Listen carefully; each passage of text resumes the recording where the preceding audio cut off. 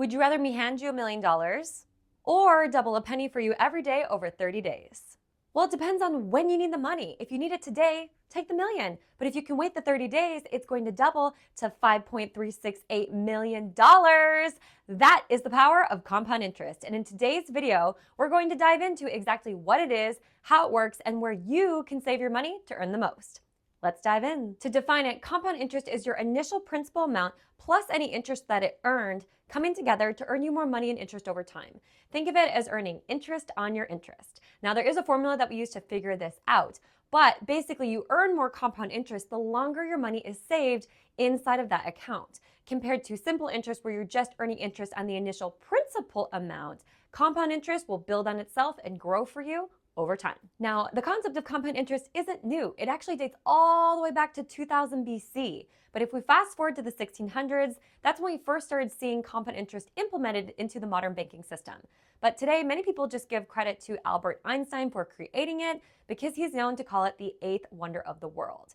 Now, this rule can work for you or against you, and here's why. Here's an example of how this works. Let's say that you are 29 years old and you start off with an initial principal amount of $10,000 and you're earning just a 1% rate of return, compound interest. And you now want to know, well, how long is it going to take that money to double? You have to follow what's called the rule of 72, which tells us that you have to take the number 72, divide it by the interest rate that you're earning or paying on your money, and that will tell you how many years you have to wait to see your money double, essentially compound interest. So if we take 72 divided by 1, which is the interest rate that you're earning, that tells us it's going to take 72 years for you to see your money double inside of that account.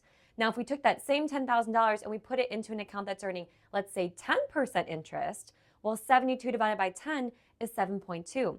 That means your money is going to double every 7.2 years. Which would you choose? Nowadays, if you don't want to do the math yourself, you can simply just go to Google and type in compound interest calculator and a ton of options will pop up for free. I personally prefer moneychimp.com because their calculators are super easy to use and of course, they're free. I encourage you to play around with this with all the different accounts that you have that earn compound interest. Now, as I said before, this rule can work for you or against you. If you're earning compound interest, that's fantastic. But if you're paying that 10%, let's say in the form of a mortgage or a credit card or a student loan or a car payment, right? If you're paying compound interest, now that's your debt doubling. So the key here is you want to learn how to earn it, not pay it. But how do we earn it? What are our options? Now, there are 3 different growth strategies that you can choose from that all earn compound interest. The first is fixed. Think of this like a bank account, a savings account, or a CD where you're earning a very fixed rate of return. Now, the good thing to these accounts is you don't lose money. The bad thing to these accounts is you don't really make any money, right? They're very safe. We always like to say that you are safely going broke inside of them because it's very rare you would be even earning close to enough interest just to keep up with inflation. The next strategy you can choose from is variable, and that's going to be any accounts that fall into the stock market, which is your stocks, your bonds, your mutual funds, your ETFs, and of course all of your traditional retirement accounts like 401ks, 403bs, 457s, IRAs. All of them fall into the stock market, which here when the market goes up, you're going to earn, but when the market falls, what happens, guys? We know we're going to lose money. So not a bad strategy if you understand how it works and you understand investing.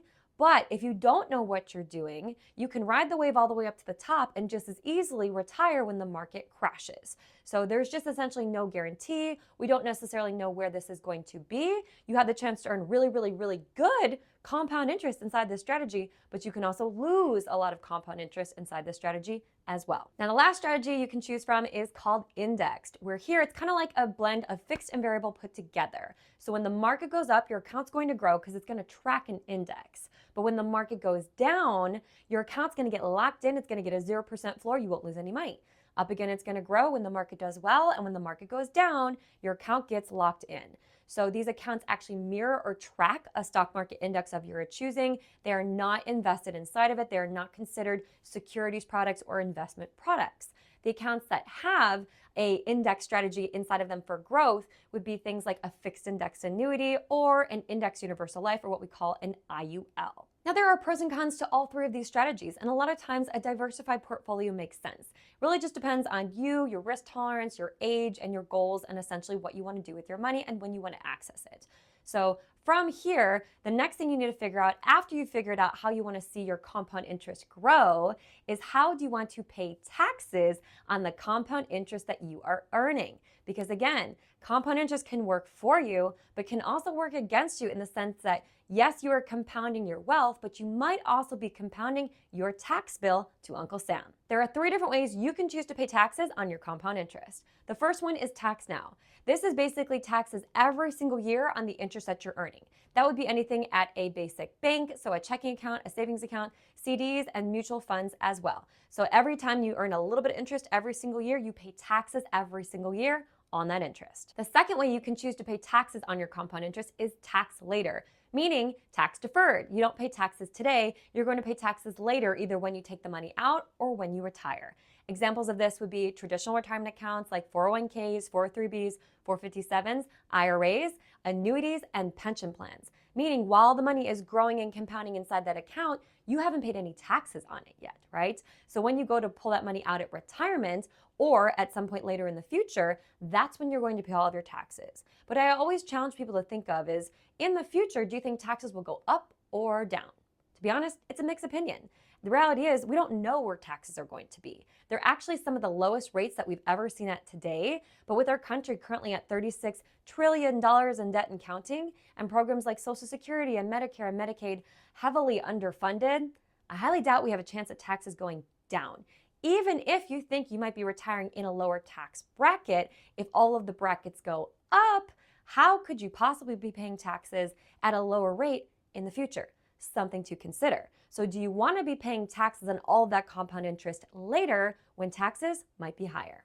And the third way that you can pay taxes on your compound interest is tax advantage, or what I like to call tax never. And it's not the fact that you never pay taxes, because that would obviously be illegal, but it's the fact that you never pay taxes on the compound interest that is happening inside of that account. Meaning you pay your taxes up front at the rate that we know they are today.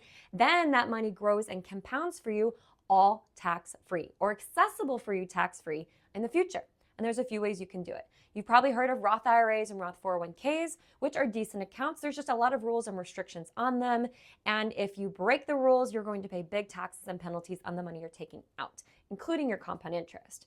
The other way to do it today that's gotten really popular is through cash value life insurance, things like IULs and whole life, where the money that is growing behind the life insurance is growing and compounding, accessible in the future, all tax-free for anything you need. Now, a lot less rules and a lot less restrictions compared to the Roth products, but the downside is there is a qualification process to them. So ultimately, you just have to take a look at your accounts and see when do you want to be accessing your money, and if you think taxes are going to be going up or down in the future, that's going to help you decide which type of tax bracket you want to fall into for how your money gets taxed. There you go. Compound interest, in my opinion, is one of the most powerful financial concepts that you need to understand to build and grow wealth over time. It's your interest plus your interest earning you more interest over time. What could be better than that? We went over what it is, how it works, and where you can put your money to earn the absolute most compound interest possible. So if you're at a point where you're ready to dive in and see what types of compound interest accounts would work for you and where you're currently at in your finances, let's chat if you live in the United States. You can click in the link in my bio or in the description below to get connected to my calendar where you can book a one-on-one call with me.